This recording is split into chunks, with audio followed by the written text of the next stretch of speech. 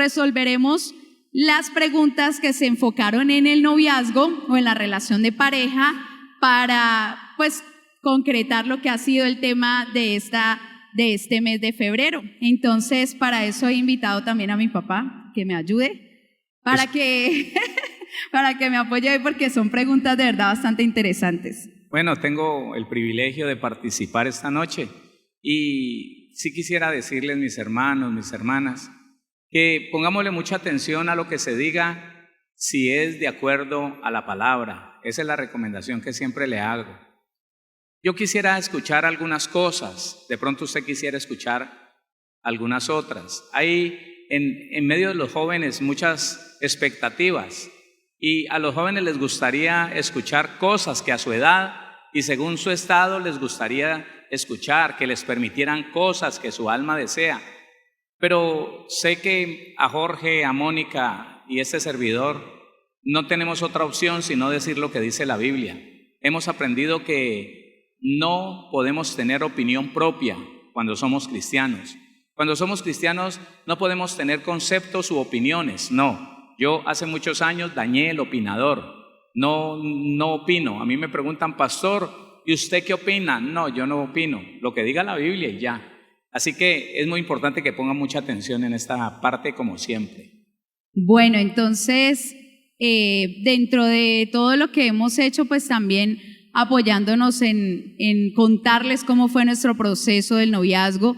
Les decíamos que mi esposo y yo tuvimos la experiencia de ese noviazgo pasional, sin Cristo, un tiempo corto, gracias a Dios, y luego cuando conocimos al Señor, pues ya el noviazgo se fue enfocando en lo que la palabra dice. Entonces, les hablamos de la importancia que es tener la aprobación de los padres y muchas cosas que de pronto a algunos ya les quedó claro, pero que otras han sido un interrogante que siempre está ahí, digámoslo, como ¿a qué edad puedo tener novio? Quisieran que les dijéramos desde los 12, desde los 11, ¿cierto? Pero todas esas preguntitas las vamos hoy a tratar porque sabemos que es como la pregunta más común, de hecho se repitió como 3-4 veces allí. Entonces vamos a empezar por temas y el primero dice, esta es una, digámoslo así, una opinión que la quise traer, alguien la apuntó en el formatico de duda y pregunta, pero es una observación, dice, el tema es bueno, pero esos conceptos deben tenerse en una consejería o en un taller, célula, pero el altar se hizo para otras cosas y se enfoca en el sexo. ¿Qué piensa usted acerca de eso, pastor? Bueno, esto se refiere a que desde el altar, que no es altar, esto no es un altar. Empecemos por ubicarnos bien. Esta no es una iglesia. La iglesia es usted, soy yo. Y el altar está dentro de nosotros. Bueno, yo entiendo el punto. Desde este lugar no se debiera hablar de la sexualidad. Es lo que muchas personas opinan.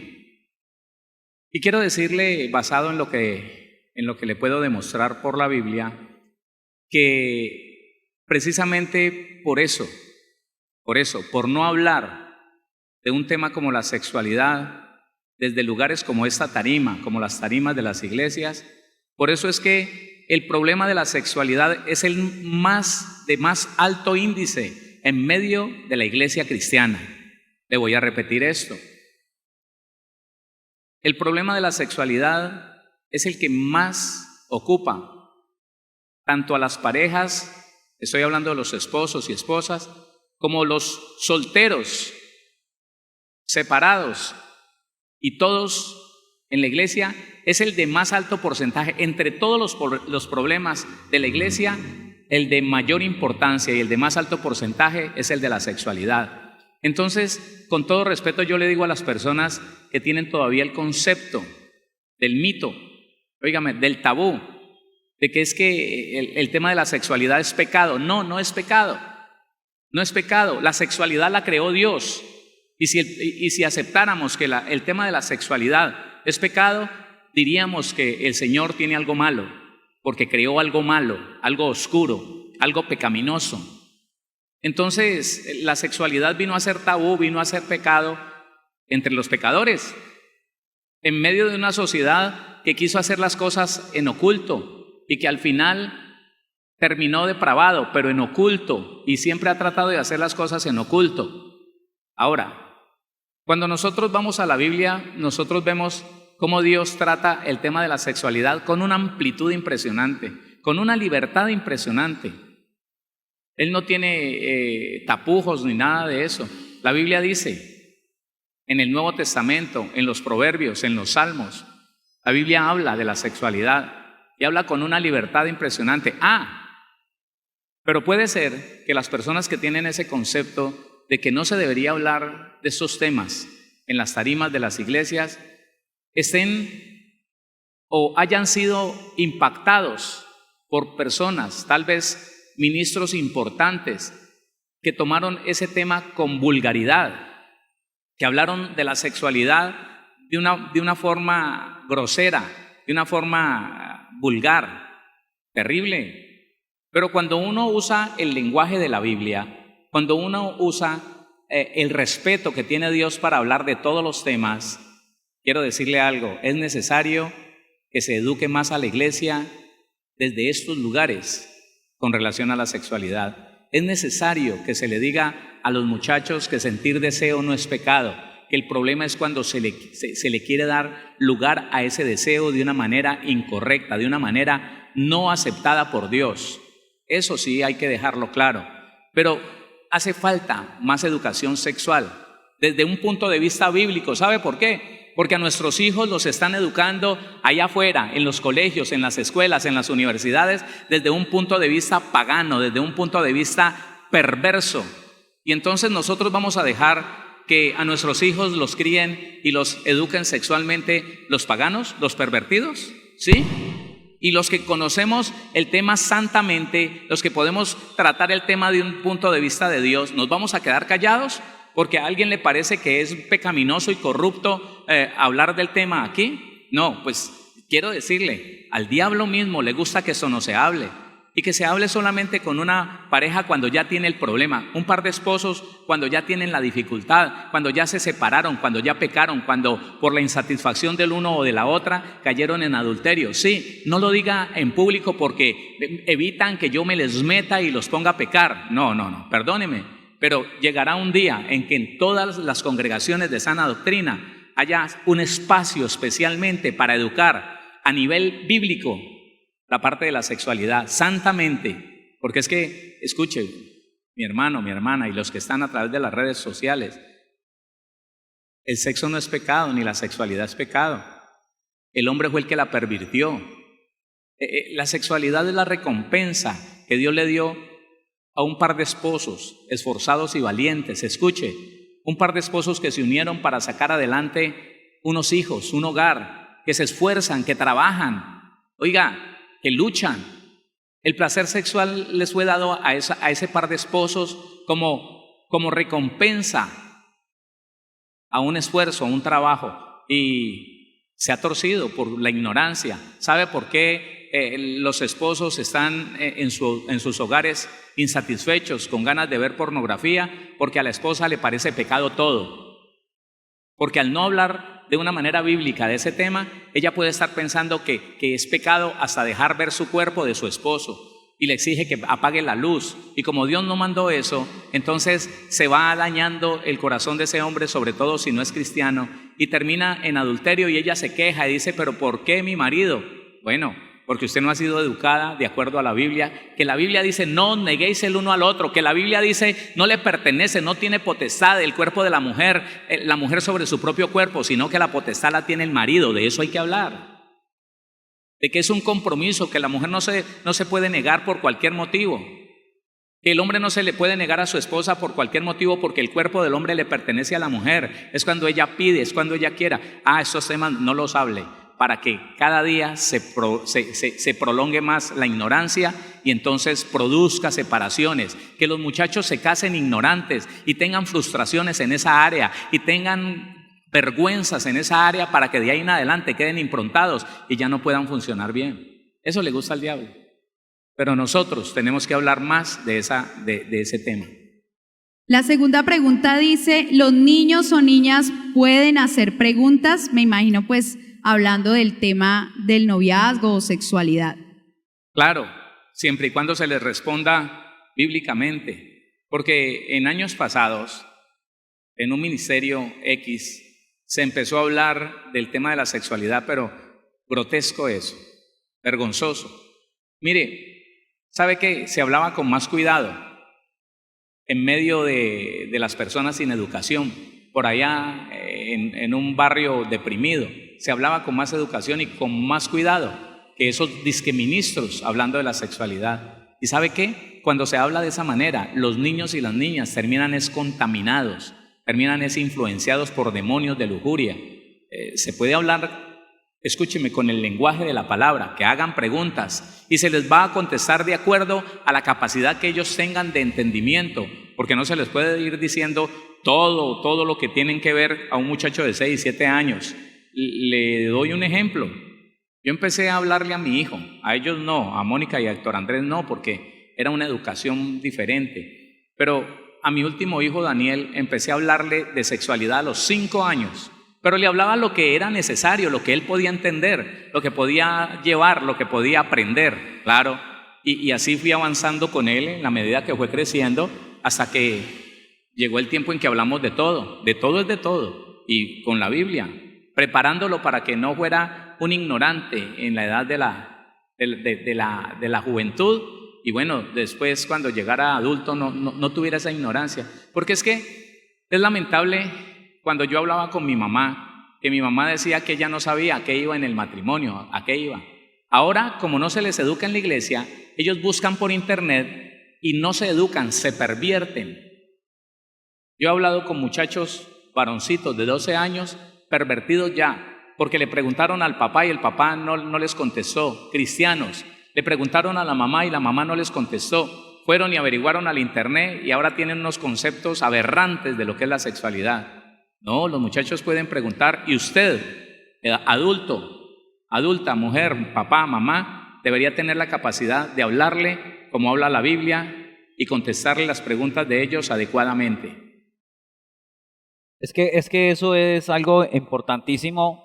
Yo les comentaba a los muchachos que aún nosotros tenemos 2 hijas y una de ellas pues ya tiene 12 años y ella nos ha preguntado cosas que es importantísimo nosotros tener la respuesta, para uno dar una respuesta bíblica, una respuesta razonable y de una forma que ellos lo entiendan. Entonces, eso es lo que pasaba, como dice el pastor, eso es lo que pasaba de pronto con los padres de hace muchos años, que ellos no sabían qué decir. Entonces, por ejemplo, cuando el niño o el hijo preguntaban algo, lo único que ellos decían era, cállese, no pregunte eso, cochino. Y al final, pues, claro, ellos aprendían a través de sus amigos de una forma errónea.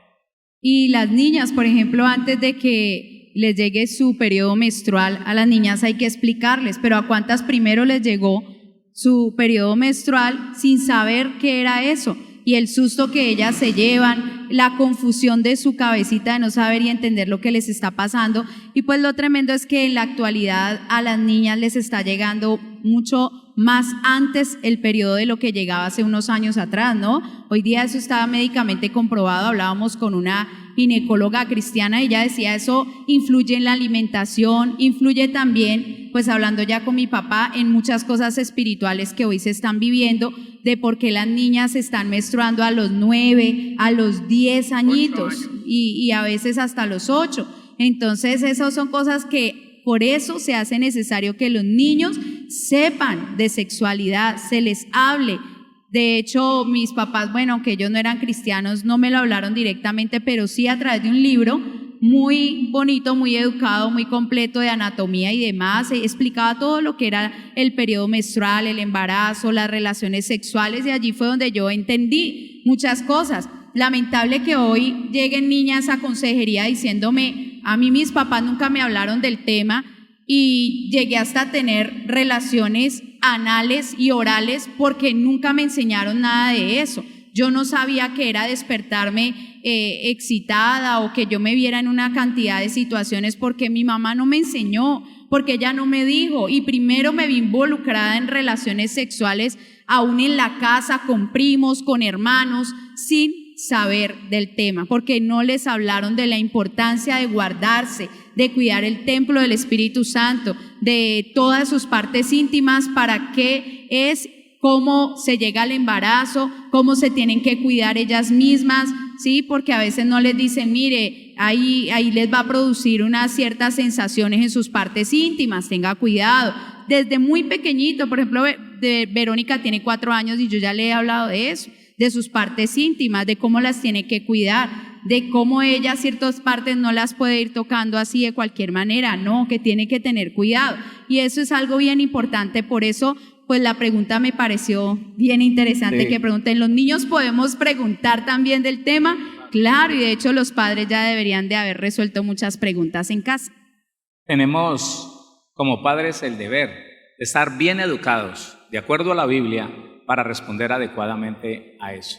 Tenemos que sacar del cuarto de la oscuridad el tema de la sexualidad. Escúcheme, en sí mismo el tema de la sexualidad no es pecado, por el contrario, es tan importante si reconocemos que es a través de la sexualidad que la raza humana se multiplica, que nosotros no deberíamos tener ninguna duda, ni jóvenes ni adultos deberíamos tener ninguna duda con relación a lo que dice la Biblia de la sexualidad.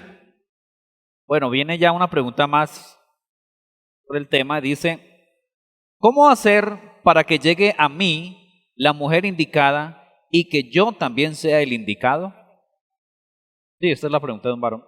Bueno, esa es la pregunta del millón, ¿no? Voy a ampliar un poquito esa pregunta porque sé que muchos tienen preguntas parecidas. ¿Cómo saber quién es? ¿Será que Dios tiene una mujer para mí o yo la puedo seleccionar, yo la puedo escoger?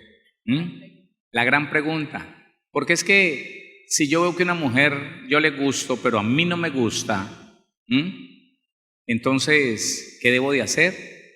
A ver, la situación es esta. Hay una cosa que se llama enamoramiento, hay una cosa que se llama atracción, hay otra cosa que se llama gusto.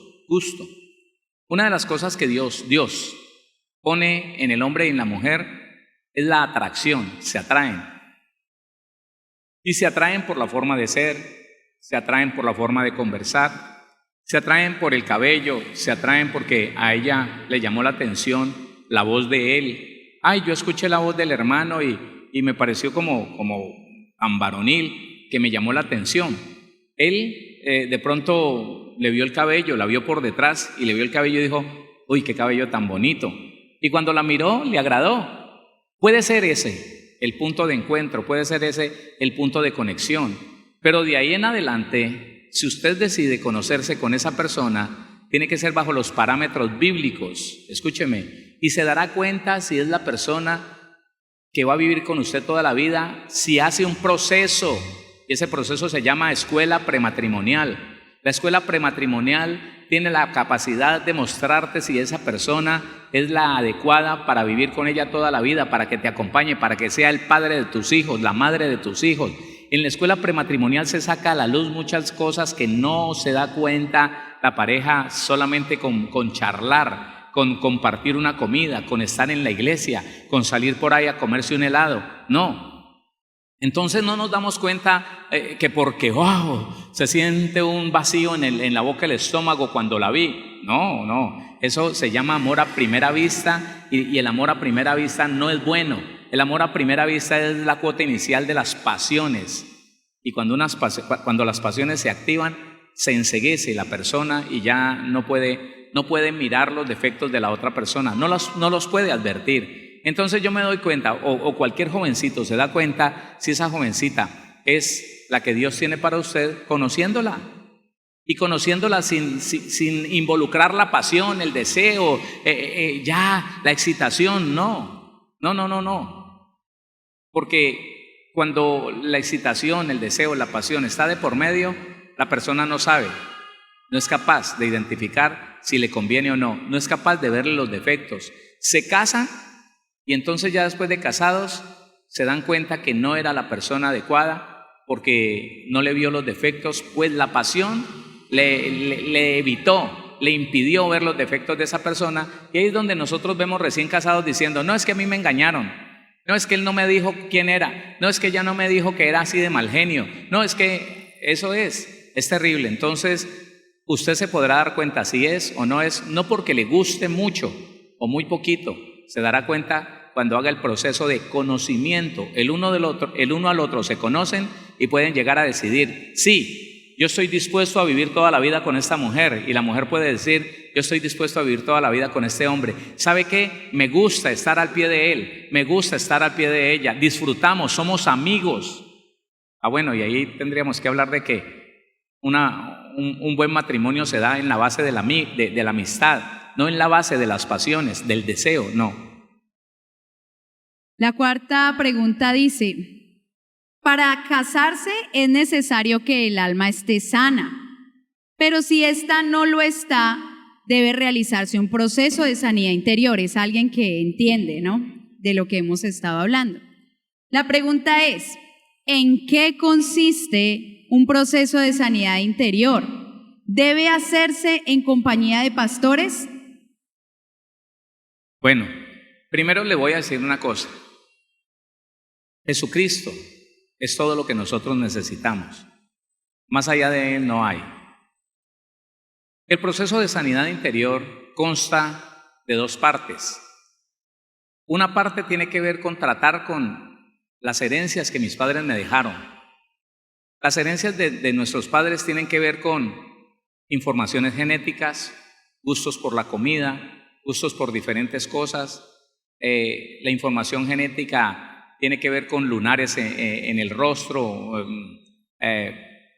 como rasgos físicos, chiquito, alto, delgado, grueso. Pero la información espiritual, entonces el Padre le delega al Hijo los demonios, los pecados, las debilidades, las inclinaciones perversas que él haya tenido, se las hereda multiplicadas. Entonces, hay que tratar dentro del proceso de sanidad interior con las maldiciones generacionales. Ese es un primer punto que se trata en los procesos de sanidad interior. Otro aspecto que se trata en los procesos de sanidad interior es las heridas que recibió esa persona en toda su vida, desde que estaba pequeño. El rechazo, el abuso, el maltrato, los golpes, el abandono y cosas que el alma tiene registradas. Esas dos cosas se tratan en los procesos de sanidad interior. Ahora, después de un buen proceso de sanidad interior, que no pretendemos que sea perfecto, no señor, lo que pretendemos es que la sanidad del alma de la persona sea, y por ahí está la pregunta, no la voy a contestar, iba a complementar con esto, pero vamos a esperar que se haga la siguiente pregunta en cuanto a la sanidad interior. Y le voy a adelantar algo. Después del proceso de sanidad interior, entonces viene la liberación. Una liberación sin un proceso previo de sanidad interior no dura mucho. Puede ser para mal y no para bien. La quinta pregunta dice, si bien es cierto que la sanidad es un proceso del alma y por ende continuo, que nadie llega perfecto al matrimonio, ¿en qué grado de sanidad interior debe estar una persona para poder contraer matrimonio? Esa era la que me iba a adelantar. Bonito eso. Nunca pretendemos que la persona quede perfecta. ¿Cuál es el estado en que debe estar una persona para casarse? Primero, una persona que tenga la capacidad de perdonar rápidamente la ofensa. Cuando una persona se queda cargada y quiere perdonar pero no puede, pero le da vueltas a eso y hasta ese día no pudo dormir porque ¿cómo es que este me hace eso? ¿Cómo es que esta me dice eso? Esa persona no tiene la capacidad de perdonar fácilmente. Es una persona que se ofende, escuche esto, se ofende fácilmente, porque entienda algo, iglesia, y los que están en cualquier lugar de Colombia o del mundo, nadie te ofende, tú te ofendes. Hay que entender eso, hermano. Es que ella me ofendió. No. Usted tiene cierta debilidad emocional que esas palabras o esa actitud le ofendieron, le lastimaron, pero no son las palabras. Mire, yo lo tengo como un testimonio. Yo un día me arrodillé y le dije al Señor que yo no quería que ninguna palabra que los hombres usan para ofenderse, los madrazos, las vulgaridades, que nunca me volvieran a mí a ofender, que no se me diera nada. Y el Señor lo hizo y así es. Yo escucho una palabra de esas y no se me da nada, no me brinca el corazón, no estoy afectado, porque es que en el estado del alma, cuando a usted una palabra, un gesto o una actitud le ofende, es un estado lamentable todavía. Entonces, cuando esa mujer, hablemos de una mujer, se puede enfrentar a ese esposo y decirle: mi amor, lo que pasa es que esto es de esta manera, y él le grita, él le manotea y le dice: usted sí que friega, con las palabras vulgares, y ella sonríe y no se deja ofender y se queda tranquila y va y sigue haciendo las cosas, le prepara un juguito y como si él no le hubiera dicho nada, se lo brinda. Esa es, óigame, esa es la posición, el estado en que una persona puede vivir con cualquier otra persona y va a vivir bien, porque ha llegado a un nivel de sanidad tan bueno, tan aceptable, que ahora nadie lo ofende, nadie le daña el día, nadie lo afecta de ninguna manera, ella ha decidido vivir bien y ahora tiene la capacidad de entender el error del otro y llevarlo a la presencia del Señor y decirle: Señor, esa persona me dijo tal cosa, yo lo perdono en el nombre de mi Señor Jesucristo y lo amo y lo voy a hacer el bien. Esa persona nunca se va a amargar por lo que hagan o por lo que le digan. Ella está lista y dispuesta, no solamente para casarse, para tener hijos, para vivir con cualquier persona, para relacionarse con la persona que sea, para trabajar en cualquier lugar del mundo. Ella tiene la actitud correcta, tiene el estado de su alma correcto. Un ejemplo de eso lo he llegado a dar con una situación que a mí me pasó con mi esposo, de un día que estaba estudiando y una noche antes él me había dicho: yo no voy a ir a ese paseo porque tú estás estudiando, y pues yo le dije que no podía ir porque estaba haciendo unos trabajos. Y él me dice: no, nosotros nos vamos a quedar acompañándote, esposa. Y yo, toda feliz, me sentí pues. Y al otro día madrugó, alistó las niñas y se fue. Se le olvidó. Ese día ustedes no saben cómo echaba chispas yo por dentro. Y todo lo que yo sentí, al punto que yo pensé en separarme. Así fue la explosión de emociones de mi alma, y estaba yo en esa cosa tan horrible y diciendo: claro, yo no le importo, salió y se largó y yo no valgo nada, pues si no me quiere, pues mejor dicho.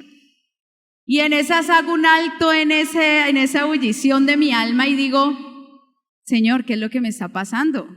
¿Qué me pasa? ¿Yo por qué estoy así? Y empecé a preguntarle al Señor y a quedarme en calma y a decirle: Señor, ayúdame a entender qué pasa. Y el Señor tan bello empieza a ministrar mi corazón como un papá que me dice: yo nunca te voy a dejar, ni te voy a abandonar, yo siempre estaré contigo. No te sientas mal, no te sientas abandonada, nadie te ha abandonado. Y entendí que era todavía parte del abandono improntado en mi alma, que estaba falto, no de perdonar, porque yo ya había perdonado a mi papá, pero necesitaba llenar ese vacío y sanarlo totalmente con la aceptación de mi padre y con sus palabras de amor que me dieran la confianza y la certeza de que pase lo que pase, el que se pueda ir, me pueda demostrar rechazo, que se va, que no me quiere, papá Dios siempre me iba a amar y iba a estar a mi lado. Mire, hermano, mi alma se calmó. Yo dije: ay, Dios mío, qué vergüenza, yo como estaba en ese estado, y entender era que faltaba llenar algo en mi alma tan sencillo como dejar que Él ministrara mi corazón, me abrazara, me consolara, me dijera que Él siempre iba a estar conmigo, pase lo que pase. Y nunca más, hermano, jamás se me volvió a pasar una cosa de esas por la cabeza, porque eso es. Imagínese una esposa que no haya hecho ese proceso, que el padre la abandonó, la rechazó, la mamá o el esposo también, si le pasó, ese varón le llegó a pasar eso y no soluciona eso en su alma. Imagínese, a cualquier situación difícil que pase en su hogar, va a romper y va a gritar, y de pronto hasta va a salir y va a dejar su familia tirada. No, pues cuando Jorge hubiera vuelto, no encuentra a la esposa. No, imagínese. No, tremendo. Y yo he visto esos casos, de verdad, dolorosos, y de pronto no entender que ni es culpa de esa persona, sino de un alma herida. Afectada. Y entonces entendemos nosotros que si hay una buena sanidad suficiente, no es perfecto, nunca será perfecta. Pero si hay una sanidad suficiente, entonces la persona va a gobernar esas emociones y esos pensamientos. No es controlar, es gobernar. Un espíritu renovado en Cristo es capaz de gobernar esas emociones que a veces se disparan. Se dispara la tristeza, se dispara la nostalgia, se dispara esto, ¿no? Como el reclamo de que este dijo que se iba a quedar y ahora se largó. Esas cosas, si hay una sanidad suficiente como para permitirle al espíritu que gobierne esas emociones, va a ser una bendición. Si no, se toman decisiones.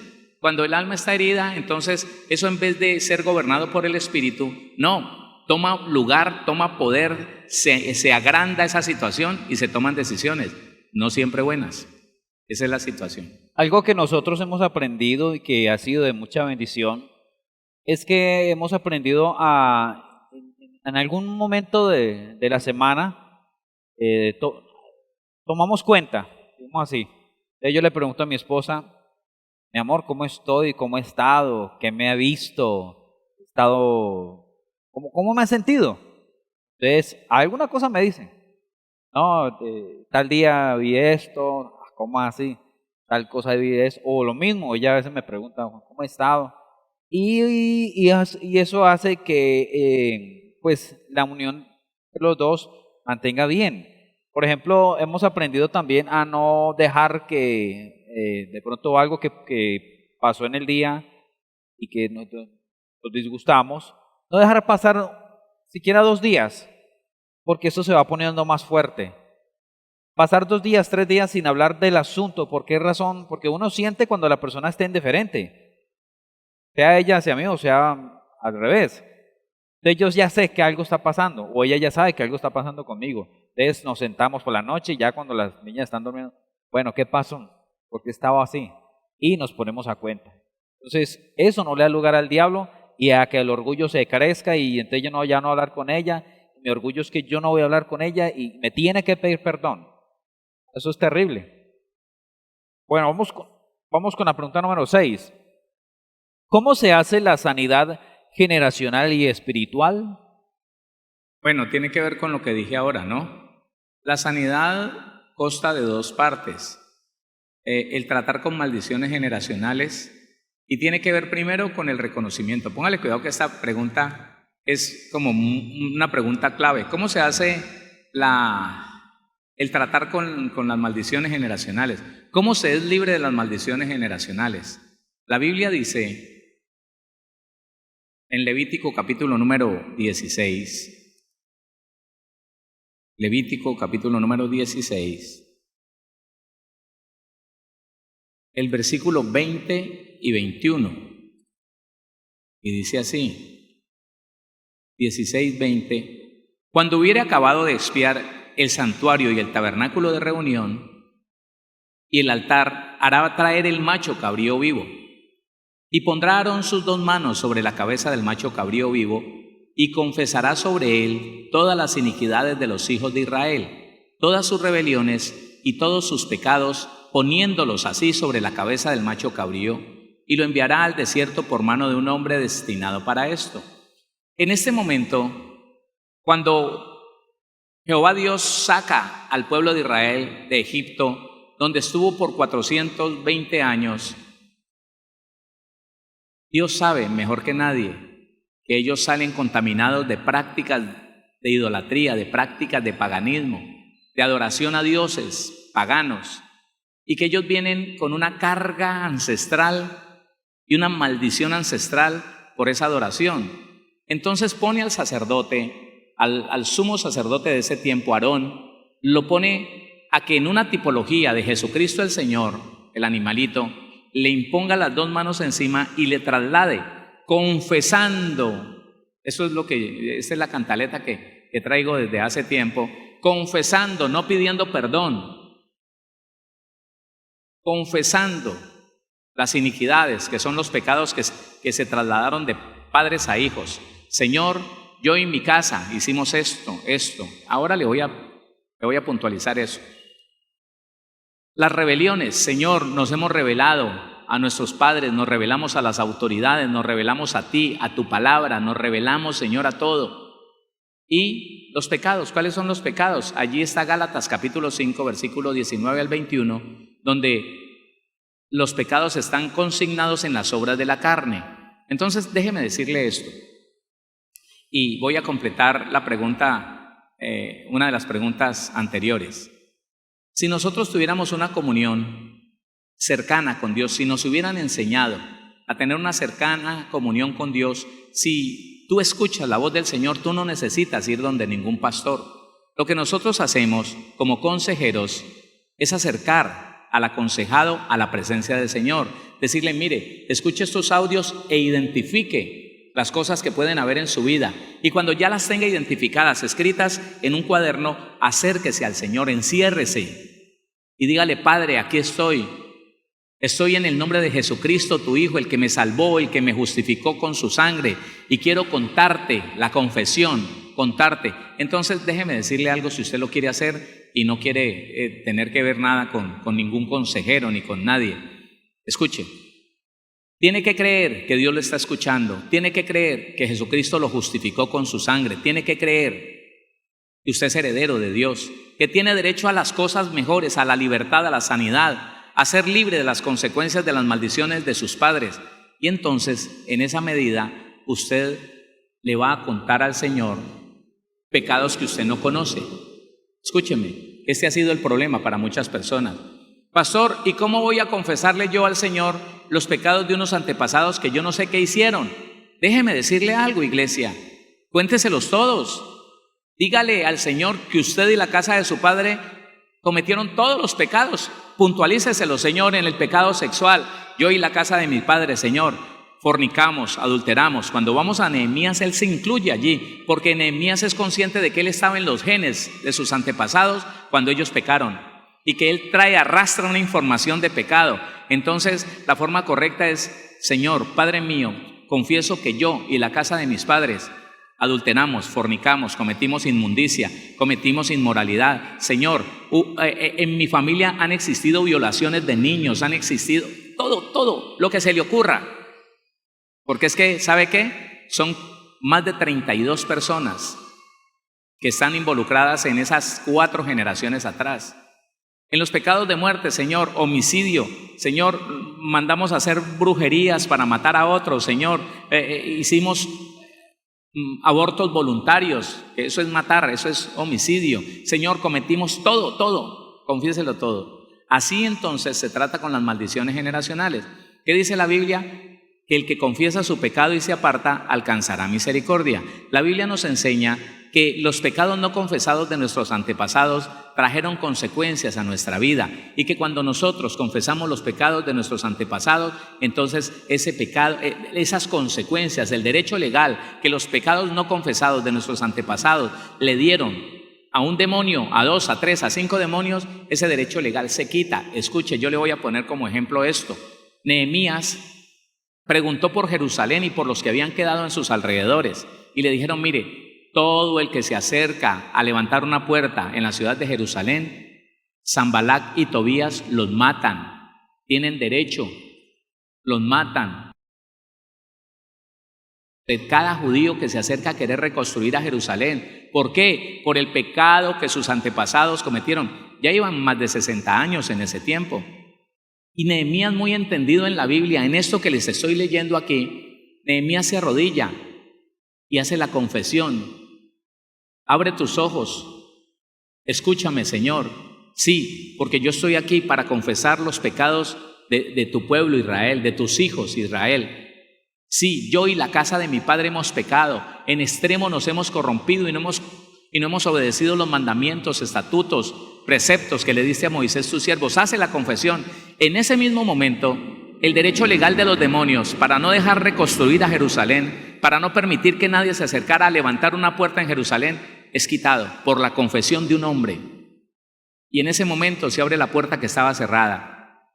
Nehemías entonces le cuenta al rey lo que siente, el deseo que tiene de ir a Jerusalén, y ya, óigame, con el derecho legal quitado de parte de los demonios, Dios viene y toca el corazón de ese rey, le da cartas, le da permiso para que tome madera, para que haga lo que quiera. y aún Tobías y Sanbalat, que tenían el ejército para haber acabado con los que fueron, con Nehemías y todos los que fueron a reconstruir Jerusalén, no pudo hacer nada. ¿Por qué? Porque el derecho de los demonios había sido quitado en el momento en que él hizo la confesión. Así entonces se tratan con las maldiciones generacionales. Bíblico.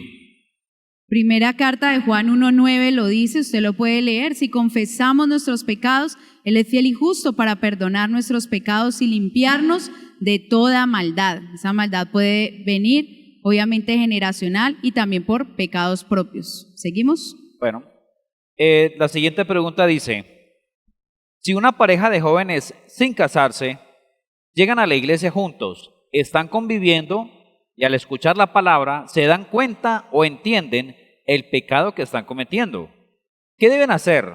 No hay hijos de por medio.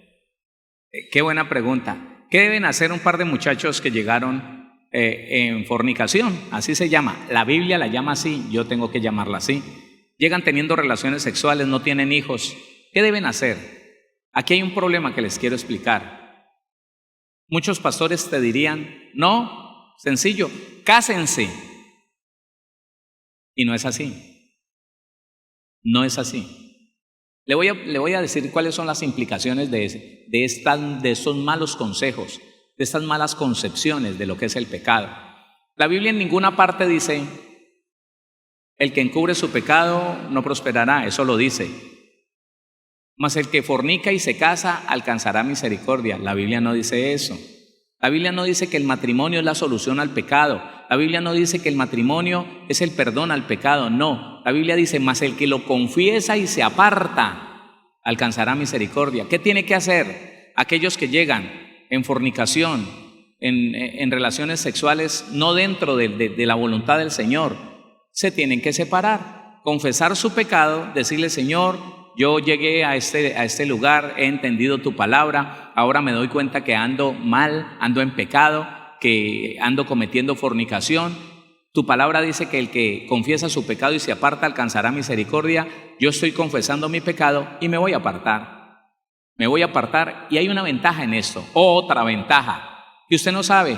El muchacho que llega así en esa situación, ellos no saben si son el uno para el otro. No, se dejaron atraer el gusto, la pasión, se dejaron llevar y entonces ahora están disfrutando de la sexualidad.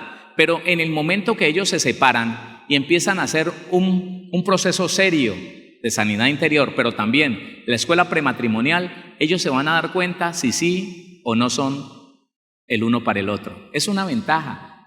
El peor error es que a una pareja que llega en esa situación a una iglesia se le diga, no, cásense, para que ya no pequen más, cásense. Conozco parejas que sin confesar su pecado se casaron porque el pastor le dijo que la solución al pecado era el matrimonio y no lo es. Es que a veces hay tantas imprecisiones en nosotros que se casaron y empezaron a tener problemas, no se entendían, empezaron el uno y el otro a sentir atracción por otros, con deseo de caer en adulterio. ¿Por qué? Porque es que como no han confesado el pecado, sellaron un pecado de fornicación en el momento que se casaron y el demonio sigue teniendo derecho y autoridad porque al no ser confesado nunca ese pecado, el demonio sigue allí teniendo autoridad. Hay parejas que me han dicho que ellos estaban muy bien así fornicando y se casaron y fue lo peor que hubieran podido hacer en su vida, así me lo han dicho, fue lo peor y es porque no entienden que allí pues ya vienen las consecuencias de algo que no era correcto, no confesaron su pecado para cortar con esa maldición, sino que ellos creyeron que era la solución, el matrimonio. Dice otra pregunta, ¿las madres que son solteras con hijos pueden volverse a enamorar? ¿El noviazgo es igual que a los jóvenes? Claro, igualitico. A ver, es un mal concepto en la mujer o en el hombre que llega a la iglesia pensar que porque ya no tiene una virginidad, que por cierto muy pocas mujeres están naciendo con virginidad, no, ahora nacen sin el himen y eso también es obra del enemigo. Es un mal concepto pensar, como yo ya tengo un hijo y ya tuve relaciones sexuales, entonces no tengo problema, me tengo que brindar o tengo que casarme con el primero que se me acerque. No, es un error. También esa mujer soltera con un hijo, con 2 hijos, llega a la iglesia cristiana, se da cuenta quién es, se da el valor como hija de Dios que es, sabe que el que se le quiera arrimar tiene que hacer el proceso de sanidad interior y el de escuela prematrimonial, porque ella igual se tiene que dar cuenta si ese hombre le va a amar a sus hijos, se los va a respetar, va a vivir con ella toda la vida respetándola, amándola o no. Entonces los procesos son para todo el mundo. Y bueno, hay otra que aplica, pues es como lo mismo, dice, cuando uno es madre soltera, es igual en relación a todo lo que se habló y aplica también para nuestra edad. Sí, es lo mismo, es la misma pregunta hecha de otra manera. Sí, claro, les voy a contar que yo tengo un proceso de escuela prematrimonial con 2 personas con un promedio de 50 años, los 2 tienen un promedio, ella es un poquito menor que él y están felices con la escuela prematrimonial. Él tuvo sus relaciones con otras mujeres, ella tuvo su relación con otro hombre, pero ahora ellos ahora se están conociendo, están haciendo las cosas bien y están felices, no importa la edad. Bueno, viene la otra pregunta. ¿Por qué hay que esperar hasta el matrimonio para tener relaciones con su pareja? ¿Por qué esperar para tener relaciones sexuales? ¿Por qué esperar a que estén casados? Muy sencillo. La fornicación, ¿qué tipifica la fornicación? La fornicación lo tipifica el hecho de, disfrutar del placer sexual sin un compromiso. Eso describe la fornicación. Todo acto sexual fuera del matrimonio trae desgracia, trae malas consecuencias, porque la fornicación tiene que ver con 2 personas que no se comprometen en nada, que no tienen ningún compromiso el uno con el otro, sino que se dedicaron a disfrutar el placer el uno con el otro. Y eso la Biblia lo llama fornicación, porque el sexo no se hizo sino para 2 personas que se comprometieron a sacar adelante un hogar, a sacar adelante unos hijos, una familia. Ellos tienen derecho a recibir la recompensa por ese trabajo. Entonces, ¿qué es lo que quieren los que fornican? O sea, los que quieren tener una relación sexual sin compromiso, quieren la recompensa sin el trabajo. Como quien va y cobra un sueldo sin haber trabajado, igualitico, así, de esa manera. Que un día alguien se acerque por allá a Carvajal y toque la puerta y diga, yo necesito hablar con el pagador de esta empresa. Ah, sí, listo. Es que vengo por mi salario. ¿Salario? Sí, por el mes. Y bueno, ¿y usted dónde trabaja o qué? No, yo no trabajo aquí, pero vengo por mi salario. Es igual. Un par de muchachos que no están comprometidos en nada, que él no suple para la ropa, para la vivienda de ella, que ella no ayuda en nada a ese hombre, que no le tiene la ropa limpia, que no le hace de comer, y entonces ¿sabe qué? Pero sí, vengo por mi paga. ¿Paga de qué? No, yo no sé, pero venga, tengamos sexo, vamos a disfrutar del placer. ¿Y por qué? No, porque sí, porque a mí me gusta. Ah, bueno, yo también. Eso es la fornicación. Y la Biblia dice en la primera carta del apóstol Pablo a los Corintios, capítulo número 6, el que tiene sexo de esa manera, póngale cuidado, capítulo número 6 de la Biblia de esta manera. Versículo número 12. Todas las cosas me son lícitas, mas no todas convienen. Todas las cosas me son lícitas, mas yo no me dejaré dominar de ninguna. Las viandas para el vientre y el vientre para las viandas, pero tanto a las viandas como el cuerpo las destruirá Dios. Tanto lo uno como lo otro destruirá Dios. Pero el cuerpo no es para la fornicación. El cuerpo no es para buscar placer sin compromiso. El cuerpo no se hizo para vivir disfrutando del sexo con uno y con el otro. No, dice, sino para el Señor. Y esto le estamos hablando son a las personas que conocen del Señor. Usted no puede ir a decirle esto a la persona que es religiosa, católica, que reza y peca y entonces empata. No, esto es para personas que nacieron de nuevo, que nacimos de nuevo, que tienen un temor de Dios, que conocen la palabra. Tu cuerpo es para el Señor y el Señor para el cuerpo, dice el versículo número 14, y Dios que levantó al Señor, también a nosotros nos levantará con su poder. 15. ¿No sabéis que vuestros cuerpos son miembros de Cristo?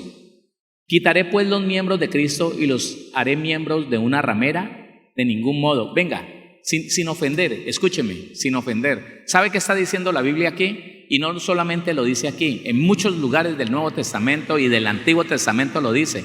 Una mujer que tiene sexo con un hombre sin ningún compromiso, la Biblia la llama una ramera. Perdóneme, pero es así. Porque da su cuerpo por la recompensa del placer. Otras dan su cuerpo por la recompensa del dinero. No sienten placer, pero deme plata. Ahí está diciendo, usted no está casado con ella, pero vaya, accede a ella. Si ella lo recibe, ella es una ramera. El cuerpo no es para eso. Entonces dice,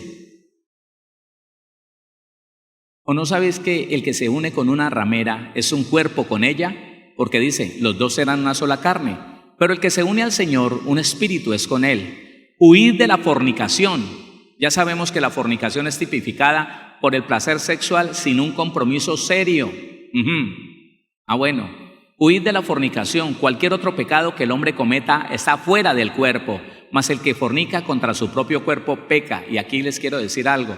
Por eso se han aumentado los problemas en el área reproductora, en el aparato reproductor de la mujer y del hombre. Se ha aumentado en un 500%, me decía un médico. Ahora las niñas a muy temprana edad les salen miomas, les está dando esa papiloma humano. Por eso.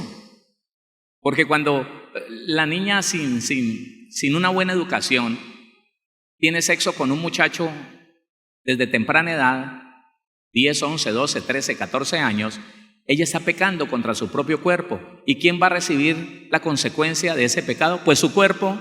Entonces cáncer en los ovarios, una cantidad de cosas horribles, pero es eso. Entonces no está bien tener sexo sin tener un compromiso, sin estar comprometidos a sacar adelante una familia, unos hijos, un proyecto de vida. Y esto también aplica para los varones, ¿no? Porque ahora hay un libertinaje tremendo en eso y pues ya se ha convertido que el varón puede tener muchas mujeres, que eso es normal. Otros argumentan que como el Señor no le dijo nada a David por su cantidad de mujeres y en el Antiguo Testamento entonces el Señor no decía nada, es que el Señor avala eso. No, tengamos mucho cuidado porque esto del ser templo del Espíritu Santo es para hombres y mujeres. Pablo le está hablando es a los hombres allí. Ojo, no se vaya uniendo por ahí con cualquier persona porque usted... dice entonces el versículo número 19, ¿o ignoráis que vuestro cuerpo es templo del Espíritu Santo, el cual está en vosotros, el cual tenéis de Dios y que no sois vuestros? Porque habéis sido comprados por precio. Glorificad pues a Dios en vuestro cuerpo y en vuestro espíritu, los cuales son de Dios. El problema es que ahora el mundo, el sistema del mundo, está convenciendo a las niñas y a los varones de las iglesias cristianas que el mundo tiene razón de la forma en que tratan sus cuerpos. Allá afuera tienen razón. Y como está la inclinación al deseo en el muchacho, entonces el muchacho decide creer que es como lo dice el mundo. No, y no hay problema. Póngase un preservativo y no hay problema. Cuídese con un preservativo y no hay problema. Sí, y el pecado moral y las consecuencias que van a traer a ese cuerpo, tanto del hombre como la mujer, y las cosas que estamos viendo en este tiempo, que muchachas, niñas cristianas con jovencitos cristianos engendran un hijo porque se ponen a jugar al papá y a la mamá ignorando lo que dice la Biblia, y mire la cantidad de problemas. ¿Sabe qué? En Villavicencio nosotros encontramos una niña que murió de cáncer a muy corta edad, no tendría 18 años esa niña, no, fornicó con su novio a los 14 años, le picó esa enfermedad, oraron por ella los pastores de su congregación, el Señor la sanó, pero tan pronto estuvo sana, volvió y se juntó con el pelado y volvieron a fornicar, engendraron una niña, sencillamente tuvo la niña y el cáncer se le disparó, la mató. Y el muchacho con yo no sé cómo se llama eso, unas masas en los testículos, horrible. Pero eso es lo que el muchacho no sabe. Que el mundo tiene su forma de vida, pero que nosotros no podemos jugar con lo que conocemos, con la palabra de Dios no se puede jugar. Bueno, para terminar hay una pregunta que me hicieron pues ya a nivel virtual, es una madre que está preocupada porque su hija quiere casarse. Ella se ha guardado durante su tiempo de vida, alrededor de unos 20 años, pero la mamá le dice a los pastores que le ayuden a buscar un buen hombre para ella. Entonces, ¿cómo hacerle a entender a esa mami que pues no es de esa forma? Ella dice, yo quiero un buen hombre, alguien que también se haya guardado. Yo la veo a ella tan desesperada que estoy consiguiéndole un marido para ver si ella se casa bien. Pero pues es ahí donde de pronto no se entiende cuál es la razón de ser del matrimonio y que no estamos como en el Antiguo Testamento donde se cogía y se decía, pues obviamente bajo la guía de Dios, pero vaya, consiga la esposa como pasó con Isaac, a mi hijo y que Dios te guíe. Iban y traían una mujer y ya, y listo, y cásese. Bueno, lo primero que tenemos que saber es que sí hay un tiempo y una edad donde el ser humano puede empezar a pensar en casarse. Para estas cosas, como la Biblia habla de que los hombres se casaban a los 30 años, de los 30 años en adelante, y alguien podría pensar que eso es antiguo, que no, que ya eso no está bien. Entonces nosotros en Villavicencio nos dimos a la labor de investigar físicamente,